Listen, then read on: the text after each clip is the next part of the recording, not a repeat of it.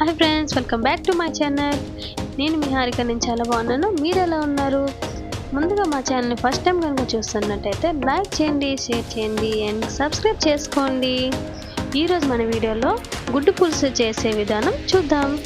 ముందుగా స్టవ్ వెలిగించి ప్యాన్ పెట్టుకొని అందులో ఆవాల నూనె 2-3 స్పూన్స్ వేసుకోవాలి. ఆయిల్ హీట్ అయ్యాక ముందుగా ఉడకపెట్టి తొక్క తీసిన గుడ్లని ఒక్కొక్కటిగా అందులో వేసుకొని చక్కగా ఫ్రై అవ్వనివ్వాలి. చూసారు కదా, ఇలా కలుపుతూ ఫ్రై చేసుకోవాలి. ఫ్రై అయ్యాక మనం వాటన్నిటిని ఒక ప్లేట్లోకి తీసుకోవాలి.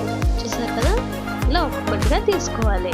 గుడ్లు ఫ్రై అయిపోయాయి కదా, ఇప్పుడు అదే ఆయిల్లో మనం ముందుగా ఉడకపెట్టి పెట్టుకున్న బంగాళదుంపల్ని ఇందులో ఫ్రై చేసుకుందాం. ఫ్రై చేయడం వలన దుంపలు అనేవి కర్రీ చేసేటప్పుడు విరిగిపోకుండా ఉంటాయి అన్నమాట. అవన్నీ ఒక ప్లేట్లోకి తీసుకోవాలి. తర్వాత అదే ఆయిల్లో ఒక 2 బిర్యానీ ఆకు, కొంచెం జీలకర్ర వేసుకోవాలి. అందులోనే ఉల్లిపాయలు, పచ్చిమిర్చి వేసుకొని చక్కగా కలుపుకోవాలి. ఫ్రై అవ్వనివ్వాలి.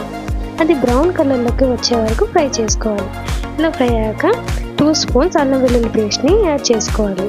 అది కూడా ఫ్రై అయ్యాక కొంచెం 1 స్పూన్ పంచదారని అందులో వేసుకొని చక్కగా మిక్స్ చేసుకోవాలి. తర్వాత టమాటో ప్యూరీని 3 స్పూన్స్ అందులో యాడ్ చేసుకోవాలి. ఇలా చక్కగా ఫ్రై చేసుకోవాలి. తర్వాత అందులోనే 1 స్పూన్ పసుపు, 2 స్పూన్లు కారం వేసుకొని చక్కగా ఫ్రై అవ్వనివ్వాలి. అలా అయిన తర్వాత 1 స్పూన్ గరం మసాలా, 1 స్పూన్ ధనియా పౌడర్, 1 స్పూన్ జీరా powder, 1 spoon egg curry masala వేసుకోవాలి. వేసుకొని చక్కగా ఫ్రై చేసుకోవాలి. చూసారు కదా, ఇలా చక్కగా కలుపుకోవాలి. ఇలా వచ్చిన తర్వాత అందులో వాటర్ అనేది యాడ్ చేసుకోవాలి. మీకు ఎంత గ్రేవీ కావాలో అంత వాటర్ని యాడ్ చేసుకోవాలి.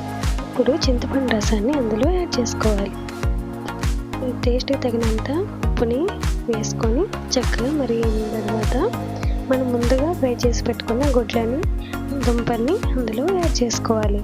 ఇలా యాడ్ చేసుకొని ఇలా మెల్లగా కలుపుతూ మిక్స్ చేసుకోవాలి.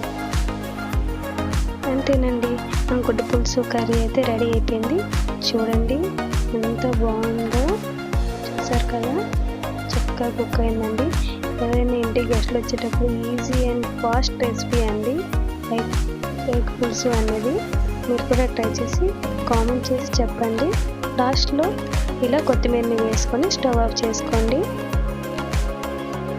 కర్రీ రెడీ అయిపోయిందండి. చూడండి, మన పులుసు యమ్మీ పులుసు అండి. Thank you for watching. Comment చేయడం మాత్రం మర్చిపోకండి.